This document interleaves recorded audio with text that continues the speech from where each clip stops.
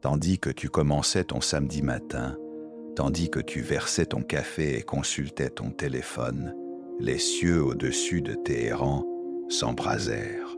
Pendant que tu es assis ici, tes missiles s'abattent sur l'une des plus anciennes civilisations de la Terre.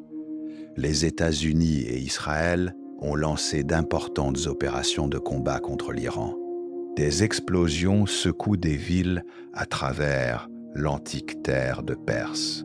Le détroit d'Ormuz, l'étroit canal qui transporte 20% du pétrole mondial, est désormais une zone de guerre. Et les marchés mondiaux se préparent à l'impact. Mais cette vidéo ne parle pas de l'Iran. Cette vidéo ne parle pas de politique. Cette vidéo ne parle pas de choisir un camp. Cette vidéo parle de toi. Elle parle d'une prophétie écrite il y a 2600 ans par un homme nommé Jérémie. Une prophétie qui nomme exactement la terre qui est bombardée en ce moment même et, dans la même phrase, nomme tes ancêtres. Ce n'est pas une coïncidence, c'est l'écriture qui se déploie en temps réel. Ce que je vais partager avec toi défiera tout ce qu'on t'a enseigné. Ne faites pas avancer la vidéo.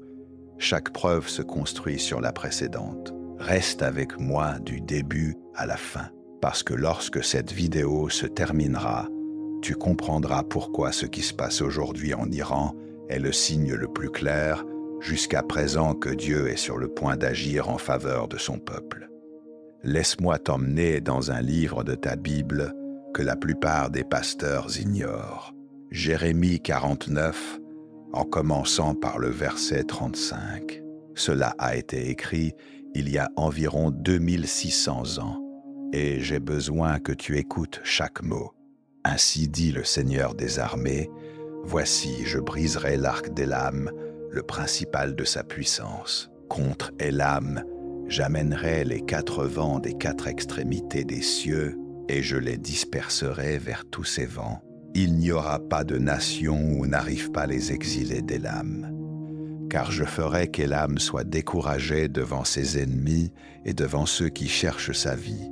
J'amènerai le malheur sur eux, ma brûlante colère, dit le Seigneur, et j'enverrai l'épée après eux jusqu'à ce qu'elle les consume. Je placerai mon trône en Élam, et je détruirai de là le roi et les princes, dit le Seigneur. Maintenant, laisse-moi te poser une question. Sais-tu où se trouve Élam? Élam est l'ancien nom biblique de la terre que nous appelons aujourd'hui l'Iran. Ce n'est pas une interprétation, c'est de la géographie, c'est de l'histoire. Chaque érudit biblique, chaque archéologue, chaque historien de l'ancien Proche-Orient le confirme. Élam occupait la région sud-ouest de l'Iran moderne. Sa capitale était Suse, la même Suse où se déroule le livre d'Esther, la même Suse où Daniel reçut ses visions. Lorsque Jérémie a écrit ces mots il y a 2600 ans, il écrivait sur exactement la même terre qui est frappée par des missiles pendant que tu regardes cette vidéo. Si ce que tu entends te plaît, laisse-moi un commentaire et partage-le avec quelqu'un qui devrait aussi le voir. Je briserai l'arc d'Élam, le principal de sa puissance. L'arc était la branche militaire principale des Élamites. Ils étaient célèbres dans tout le monde antique pour leurs archers. En termes modernes, l'arc représente la capacité militaire, la puissance stratégique, le principal de sa puissance. Et en ce moment même, le 28 février 2026, les États-Unis et Israël ont lancé ce que les autorités qualifient d'opération militaire massive et en cours visant l'infrastructure militaire de l'Iran, ses installations nucléaires et son leadership. Je ne suis pas ici pour te dire qui a raison et qui a tort. Je ne suis pas ici pour prendre parti dans un conflit géopolitique. Je suis ici pour te montrer qu'un prophète de Dieu a décrit ce moment avec une précision chirurgicale 2600 ans avant qu'il se produise. Mais voici ce que personne ne te dit. Voici la partie qui m'a fait tout arrêter et enregistrer cette vidéo aujourd'hui. Retourne à Jérémie 49 et lis le verset 39. Mais il arrivera dans les derniers jours que je ramènerai les captifs d'Élam, dit le Seigneur. Tu as vu, Dieu dit qu'il brisera Élam. Dieu dit qu'il dispersera Élam. Dieu dit qu'il amènera sa brûlante colère. Mais ensuite il dit que dans les derniers jours, il les restaurera. Ce n'est pas une prophétie de destruction permanente, c'est une prophétie de secousse suivie de restauration. Et l'expression « les derniers jours » dans la prophétie hébraïque est un langage eschatologique. Elle pointe vers la fin d'une ère. Elle pointe vers un point d'inflexion dans l'histoire humaine. Elle pointe vers le moment présent. Mais ce n'est que la moitié de l'histoire, car Jérémie n'était pas le seul prophète à avoir relié Élam à quelque chose de bien plus grand. Reviens avec moi à Ésaïe 11. Et il arrivera en ce jour-là que le Seigneur étendra sa main une seconde fois pour récupérer le reste de son peuple qui subsistera, d'Assyrie et d'Égypte, et de Patros, et de Cus, et d'Élam, et de Shinar, et de Hamath, et des îles de la mer. Lis cette liste lentement: Égypte, Cus, Élam, les îles de la mer.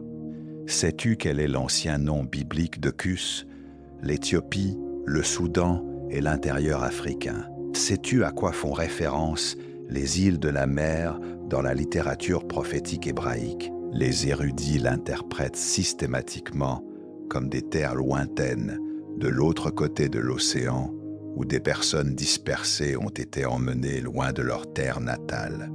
Ésaïe dit que lorsque Dieu agira pour récupérer son reste, son peuple dispersé, il les récupéra d'Élam, de Cus et des îles de la mer. En un seul verset, Dieu relie ce qui se passe aujourd'hui en Iran au destin des personnes d'ascendance africaine dispersées à travers le monde. Ce n'est pas une théorie du complot, ce n'est pas une connexion aléatoire. C'est la parole de Dieu qui unit ses terres et ses peuples dans la même phrase prophétique. Et voici ce que je te promets aujourd'hui. Nous allons construire ce dossier pièce par pièce, preuve après preuve, comme un procureur se présentant devant un jury. Nous examinerons le texte biblique dans sa langue d'origine. Nous analyserons la géographie et l'archéologie. Nous examinerons ce que les historiens et les universitaires ont documenté. Nous extrairons les données économiques des 30 derniers jours et nous relierons chaque fil à ce qui se déroule sur ton écran de télévision en ce moment. Après cette vidéo, tu ne liras plus jamais le livre de Jérémie de la même façon. Tu ne regarderas plus jamais les nouvelles de la même façon. Tu ne te verras plus jamais de la même façon. Parce que ce qui se passe aujourd'hui en Iran n'est pas seulement la guerre de quelqu'un d'autre. C'est un signe prophétique que le Dieu d'Abraham, d'Isaac et de Jacob est en mouvement et agit en faveur d'un peuple qui a été dispersé, opprimé et réduit au silence pendant des siècles. Un peuple qui se réveille en ce moment même.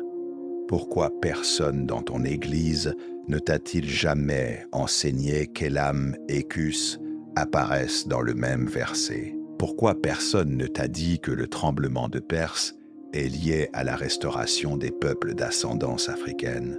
Pourquoi cela t'a-t-il été caché? Garde ces questions, car ce que je suis sur le point de te montrer ensuite répondra à chacune d'elles. Mais d'abord, tu dois comprendre jusqu'où va ce schéma, et la preuve suivante te coupera le souffle. Ouvre ta Bible à Matthieu 24, 6 juillet. Jésus lui-même parle, et vous entendrez parler de guerre et de rumeurs de guerre. Prenez garde de ne pas vous troubler, car il faut que tout cela arrive. Mais ce n'est pas encore la fin, car une nation s'élèvera contre une nation et un royaume contre un royaume, et il y aura des famines, des pestilences et des tremblements de terre en différents endroits. Tout cela est le commencement des douleurs. le commencement des douleurs, pas la fin, le commencement. Jésus n'a pas dit que les guerres signaleraient le moment final. Il a dit que les guerres signaleraient le début d'un processus d'accouchement. Douleurs en grec original est Odin, le mot pour les douleurs de l'accouchement. Et que font les douleurs de l'accouchement? Elles augmentent en fréquence, elles augmentent en intensité. Et elles produisent quelque chose de nouveau, quelque chose de vivant, quelque chose qui n'existait pas auparavant. Alors, quand tu vois des missiles tomber sur Téhéran aujourd'hui, quand tu vois le détroit d'Ormuz devenir un champ de bataille, quand tu entends les dirigeants mondiaux utiliser des mots comme massif et continu, n'aie pas peur, mais fais attention, car les douleurs de l'accouchement signifient que quelque chose est sur le point de naître. Maintenant, j'ai besoin que tu vois un schéma, parce que ce n'est pas la première fois que les États-Unis entrent en guerre au Moyen-Orient, et ce n'est pas la première fois que les communautés noires en paient le prix à la maison. Laisse-moi te montrer l'histoire, car le schéma est indéniable. En 1991, les États-Unis ont lancé l'opération Tempête du désert contre l'Irak. Les prix du pétrole ont grimpé en flèche du jour au lendemain. L'économie a glissé vers la récession. Et ceux qui portaient le fardeau le plus lourd, selon le Bureau des statistiques du travail, le chômage des personnes noires a grimpé jusqu'à 12,7% pendant cette récession, tandis que le chômage blanc atteignait son pic à 6,5%, presque le double. L'argent coulait vers l'Est pour financer la machine de guerre. Les écoles dans les quartiers noirs continuaient d'être sous-financées. Les hôpitaux des communautés noires restaient en sous-effectif. Les infrastructures dans les villes noires continuaient d'être brisées. Puis vint 2003, l'invasion de l'Irak. Les États-Unis ont dépensé plus de 2000 milliards de dollars dans cette guerre, selon le Bureau du budget du Congrès. 2000 milliards de dollars, comprends-tu ce que 2000 milliards de dollars auraient pu faire pour les communautés américaines? Cet argent aurait pu éliminer la dette étudiante. Cet argent aurait pu reconstruire toutes les écoles délabrées de chaque quartier noir du pays. Cet argent aurait pu financer la santé universelle. À la place, il a financé des bombes. Et pendant que 2000 milliards de dollars s'envolaient à l'étranger, que s'est-il passé à la maison? Flint, Michigan, a perdu son eau potable. Détroit a déclaré faillite. Les logements publics à Chicago se sont détériorés. L'écart de richesse entre les familles noires et blanches est passé de 100 000 dollars en 1992 à 154 000 dollars en 2016, selon les données de la Réserve fédérale. Voici le schéma. Chaque fois que les États-Unis participent à une grande opération militaire au Moyen-Orient, les dépenses intérieures sont drastiquement réduites. Et chaque fois que les dépenses intérieures sont comprimées, les personnes qui le ressentent en premier et le ressentent le plus durement sont les Afro-Américains. Pas par hasard, mais par structure, par un système qui donne la priorité à l'empire sur la communauté, par un design qui canalise les ressources vers la domination militaire et les éloigne de l'investissement social. Jeffrey Sachs, économiste à l'Université de Columbia, a documenté ce schéma sur des décennies. Il a montré que les budgets militaires augmentent en proportion directe au déclin des programmes sociaux. Il a retracé comment chaque dollar dépensé dans l'intervention étrangère est un dollar extrait des écoles, des hôpitaux, des infrastructures dans des communautés déjà en difficulté. Et maintenant, cela se reproduit. En ce moment, aujourd'hui, pendant que tu regardes cette vidéo, les prix du pétrole ont déjà bondi de 16% depuis le début de 2026, selon Reuters. Les analystes de Goldman Sachs avertissent que Si le détroit d'Ormuz est perturbé, le pétrole pourrait dépasser $100 le baril. $100. Sais-tu ce que cela signifie pour une mère célibataire à Atlanta qui fait le plein d'essence?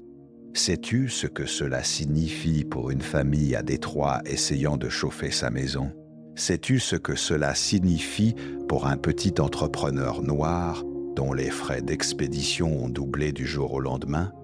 Chaque guerre a un prix, et ce prix n'est jamais payé par ceux qui déclenchent la guerre. Il se paie à la station-service, il se paie au supermarché, il se paie dans le chèque de loyer qui soudainement n'est plus suffisant. Il se paie dans l'école qui perd son financement parce que le budget a été redirigé. Il se paie dans l'hôpital qui ferme parce que les ressources sont épuisées. Il est payé par les gens en marge à chaque fois. L'Égypte est tombée, Babylone s'est effondrée, Rome s'est écroulée de l'intérieur, l'Empire perse s'est dispersé. Et chaque fois qu'une grande puissance tremblait, les gens à la base de cette structure de pouvoir ressentaient le tremblement de terre en premier.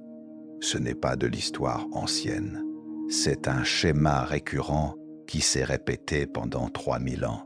Et il se répète en ce moment même. Les empires se combattent au sommet et les gens au bas absorbent l'onde de choc. Mais voici ce que ces empires n'ont jamais compris. Voici ce qu'ils ne comprennent toujours pas. Les gens du bas ne sont pas des victimes aléatoires. Ils ne sont pas des dommages collatéraux. Ils ne sont pas une réflexion secondaire dans le plan de Dieu. Ils sont le plan. Ils sont le reste. Ils sont ceux dont Ésaïe parlait. Ils sont ceux que Dieu a promis de récupérer. Et chaque fois qu'un empire tremble, il crée une ouverture. Chaque fois qu'un système se fissure, la lumière entre. Chaque fois que le vieil ordre vacille, quelque chose de nouveau surgit. Ce n'est pas seulement de l'économie, ce n'est pas seulement de la géopolitique, c'est le gémissement que Paul a décrit dans Romains 8, 22. Toute la création gémit et souffre ensemble des douleurs de l'enfantement jusqu'à maintenant. Le monde gémit, les systèmes gémissent, les économies sont en crise parce que quelque chose est sur le point de naître et tu en fais partie. Pourquoi personne ne relie ces points pour toi? Pourquoi personne ne te montre la ligne directe entre les dépenses militaires à l'étranger et les souffrances économiques à la maison? Pourquoi personne n'expose les preuves et dit « Regarde, voilà où est allé ton argent et voilà ce que cela a coûté à votre communauté ?» Parce que relier ces points mène à une conclusion qui menace tout le système. Cela mène à la conclusion que la souffrance n'était pas accidentelle, elle était structurelle. Maintenant, j'ai besoin de te ramener 2600 ans en arrière, parce que ce que Jérémie a vu depuis l'intérieur de la province d'Élam est exactement ce que Daniel a vu dans une vision. Et Daniel se tenait sur le même sol qui brûle en ce moment. J'ai besoin que tu l'imagines. Ferme les yeux un instant et voyage avec moi à travers le temps. Nous sommes environ en l'an 553 avant J.C. Un homme nommé Daniel se tient dans la province d'Élam, dans la citadelle de Suse. Ce n'est pas Jérusalem, ce n'est pas l'Égypte. C'est la Perse, c'est l'ancien cœur de ce que nous appelons maintenant l'Iran. Daniel est un exilé. Il a été capturé de sa terre natale. Il a été déplacé. Il a été contraint de servir dans un empire étranger. Et pourtant, Dieu choisit ce moment et ce lieu pour lui donner l'une des visions les plus extraordinaires de toute l'Écriture. Daniel 8, 2. Je vis dans la vision, et il arriva que je vis que j'étais à Suse, la capitale, qui est dans la province d'Élam, et je vis dans la vision que j'étais près du fleuve Oulaï. Imagine Daniel là-bas, la chaleur du soleil perçant sur le visage, le son du fleuve Ulaï s'écoulant à ses côtés. Les immenses murs de la citadelle de Suse S'élevant derrière lui, il se tient sur un sol étranger. Il est un étranger dans un empire qui a conquis son peuple. Et soudain, les cieux s'ouvrent. Dieu déchire le rideau du temps et montre à Daniel des empires surgissant et tombant comme des vagues sur l'océan. Il voit le bélier aux 2 cornes qui représente l'empire perse des Mèdes. Il voit le bouc avec la grande corne qui représente la Grèce sous Alexandre. Il observe comment les royaumes s'affrontent. Il observe comment les puissances s'effondrent. Il observe tout l'ordre géopolitique du monde antique se remodeler en une seule vision. Et voici ce que j'ai besoin que tu comprennes. Daniel a reçu cette vision sur la montée et la chute des empires, alors qu'il se trouvait sur la même terre qui tremble sous les bombardements aujourd'hui, la province d'Élam, la terre d'Iran. Le sol sous les pieds de Daniel, il y a 2600 ans, est le même où des explosions sont rapportées à Téhéran, à Ispahan, à Kerman, à Qom, maintenant le 28 février 2026. Daniel était là où les bombes tombent. Laisse cela s'assimiler. Dieu n'a pas donné à Daniel cette vision à Jérusalem. Dieu n'a pas donné à Daniel cette vision à Babylone. Dieu a positionné spécifiquement Daniel en Élam pour recevoir une vision sur la chute des empires. Ce n'est pas une géographie aléatoire, c'est une mise en scène divine. Dieu a choisi le lieu, et le lieu était précisément la terre que Jérémie avait prophétisée, qui tremblerait dans les derniers jours. Le même Jérémie qui a écrit le chapitre 49 sur le brisement de l'arc d'Élam est le même prophète qui a été sauvé par un homme africain nommé Ebed-Melech. Ces fils sont tissés ensemble par la main de Dieu. Maintenant, on retourne à Jérémie 49, 36. Contre Élam, j'amènerai les 4 vents des 4 extrémités des cieux. 4 vents, 4 extrémités. Ce n'est pas une prophétie sur un ennemi attaquant depuis une direction. C'est une prophétie sur des forces convergeant de partout. Regarde ce qui se passe en ce moment. Les forces navales américaines sont positionnées dans le golfe Persique au sud. Des chasseurs israéliens ont attaqué depuis l'ouest. Des bases militaires à travers le Moyen-Orient lancent des opérations depuis de multiples directions. Les forces de la coalition se coordonnent par air et par mer. Jérémie a dit 4 vents depuis 4 extrémités. Et aujourd'hui, en temps réel, nous observons les forces militaires converger vers l'Iran depuis de multiples directions simultanément. Je ne te dis pas cela pour faire une déclaration politique. Je ne te dis pas qui a raison ou qui a tort dans ce conflit. Je te montre qu'un prophète de Dieu a décrit le schéma de ce que nous observons avec un langage étonnamment spécifique. 4 vents de multiples directions convergeant sur Élam, le principal de sa puissance brisée, son leadership ciblé, son peuple dispersé. Et puis vient le verset 38, « Je placerai mon trône en Élam. » Arrête-toi là, relis cela. Dieu ne dit pas que j'abandonnerai Élam. Dieu ne dit pas que j'oublierai Élam. Dieu dit que je placerai mon trône en Élam. Quand Dieu place son trône quelque part, cela signifie qu'il prend autorité sur ce lieu. Cela signifie qu'il ne détruit pas juste pour détruire. Il dégage le terrain pour quelque chose de nouveau. Il élimine un système pour en établir un autre. Il ne fait pas que renverser. Il construit. On ne lance pas 4 vents contre une cabane en boue. On réserve 4 vents pour des forteresses. L'ampleur du tremblement te dit l'ampleur du pouvoir qui s'y trouvait. Quand Dieu amène toute la force des cieux contre un système, c'est parce que ce système était significatif. C'est parce que ce système bloquait quelque chose. C'est parce que quelque chose doit naître de l'autre côté de cette destruction. Et qu'y a-t-il de l'autre côté de ce tremblement?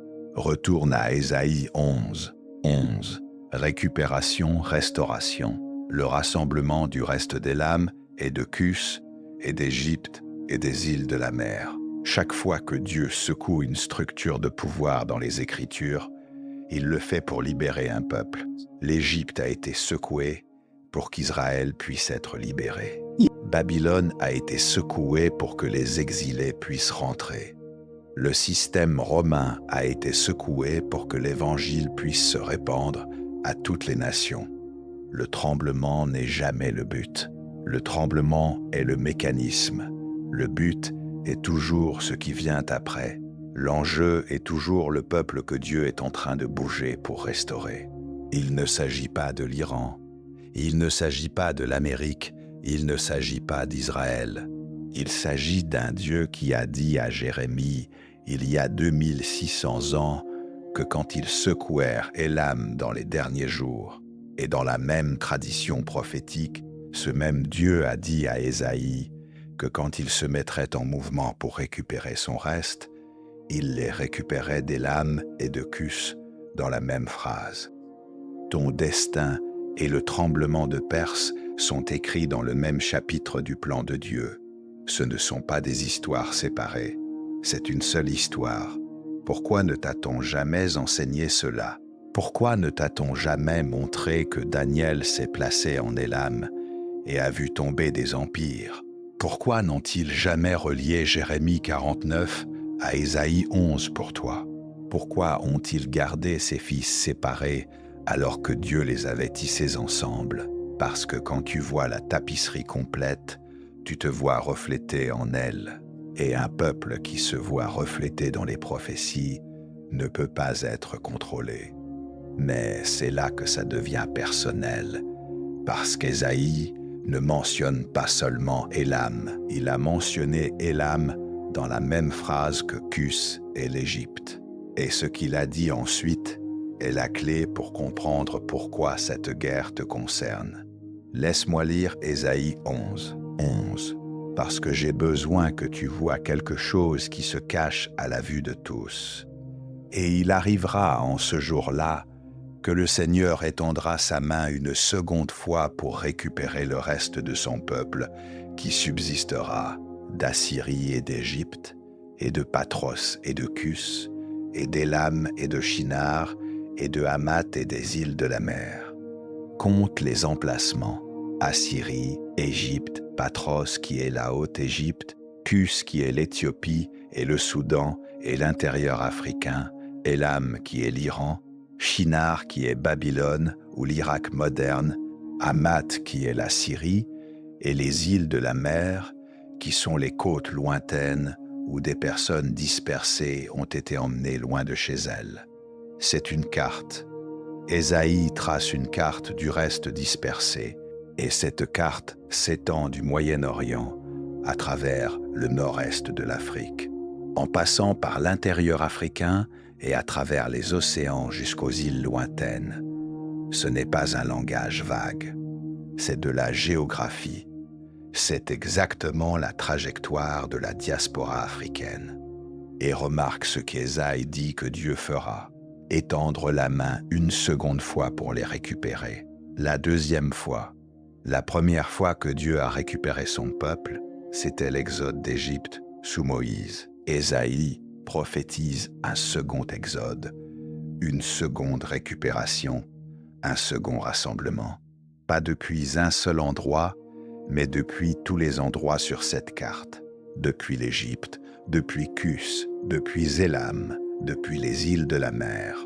Tout en même temps, tout dans le même moment prophétique. Et qu'est-ce qui déclenche cette récupération? Le tremblement des nations sur cette même carte. Maintenant, laisse-moi te montrer quelque chose que les érudits ont documenté, mais que les églises ont ignoré.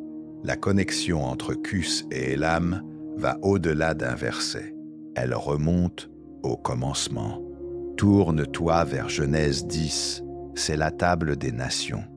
C'est le chapitre qui trace la ligne de chaque groupe de personnes après le déluge.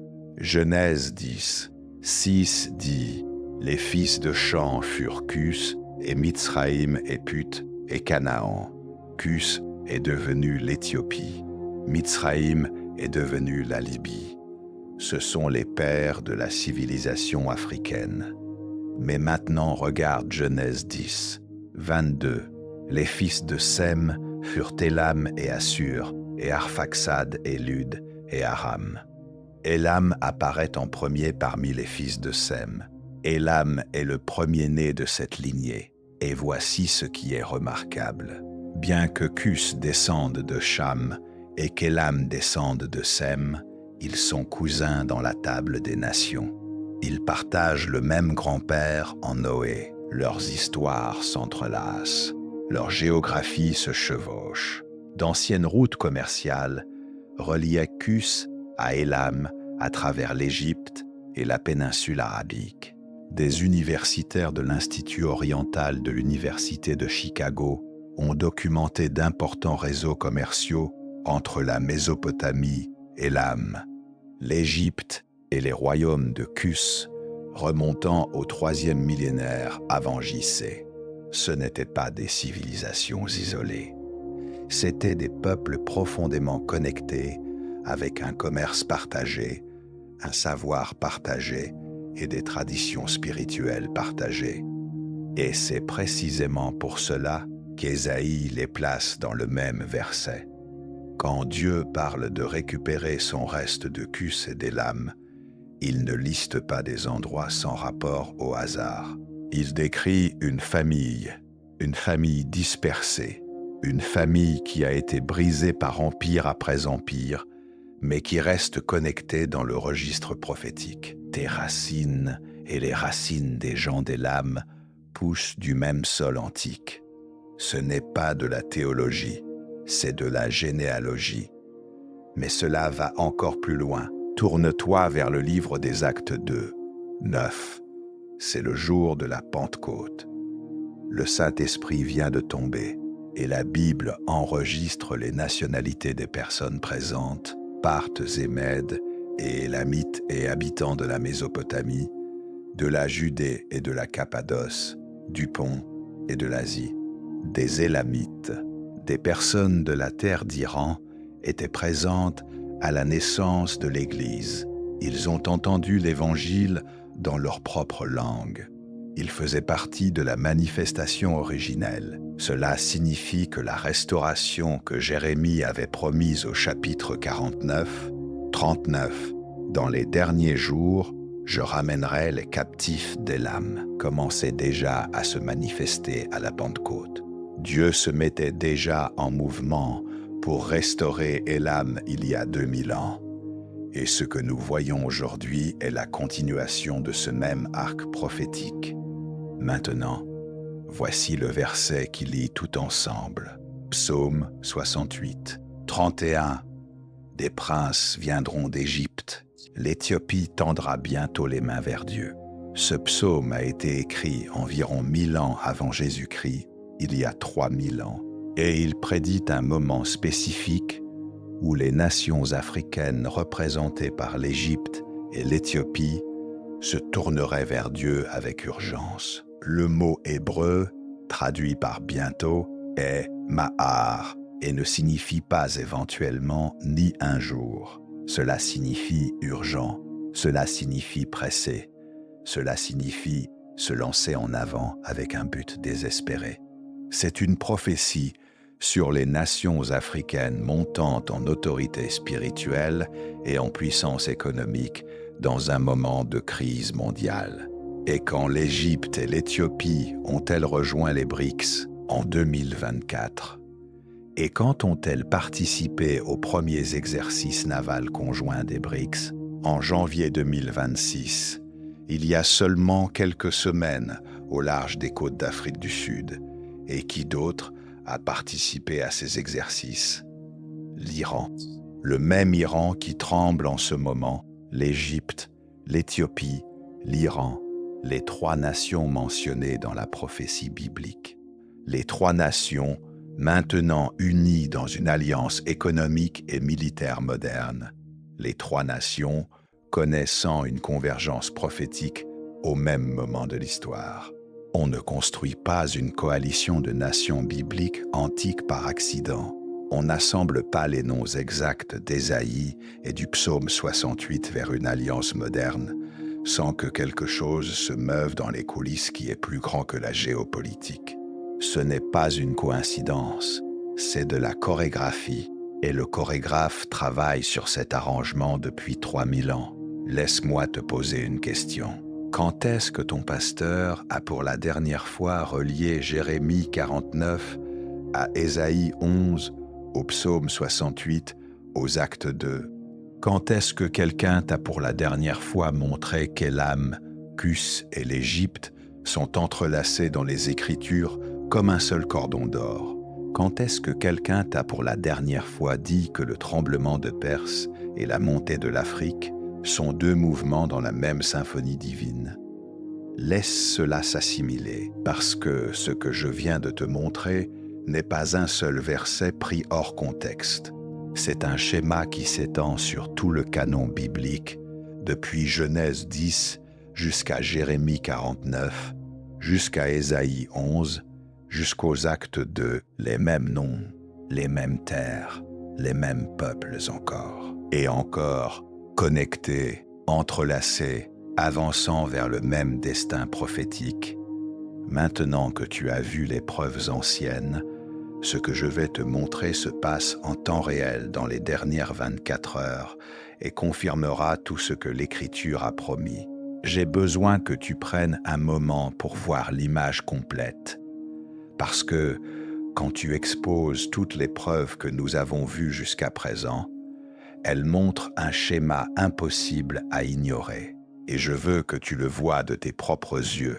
Jérémie 49 a prophétisé que Dieu briserait l'arc d'Élam, le principal de sa puissance. Aujourd'hui, 28 février 2026, l'infrastructure militaire de l'Iran est attaquée systématiquement. Jérémie a dit que viendraient 4 vents depuis 4 extrémités. Aujourd'hui, les forces militaires convergent vers l'Iran depuis de multiples directions par air et par mer. Jérémie a dit que Dieu placerait son trône en Élam. Aujourd'hui, l'ancien ordre de cette région est secoué jusque dans ses fondements. Jérémie a dit que dans les derniers jours, il restaurerait les captifs d'Élam. Et les actes 2 confirment que les Élamites étaient présents à la Pentecôte, les premiers fruits de cette restauration.